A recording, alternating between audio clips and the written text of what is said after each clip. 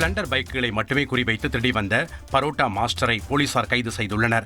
ராணிப்பேட்டை மாவட்டம் அரக்கோணம் பகுதியில் தொடர் வாகன திருட்டு நடைபெற்று வந்தது. சிசிடிவி காட்சி அடிப்படையில் போலீசார் அரக்கோணம் நெமிலி பகுதியைச் சேர்ந்த சிதம்பரம் மற்றும் சங்கர் ஆகிய இருவரை கைது செய்தனர்.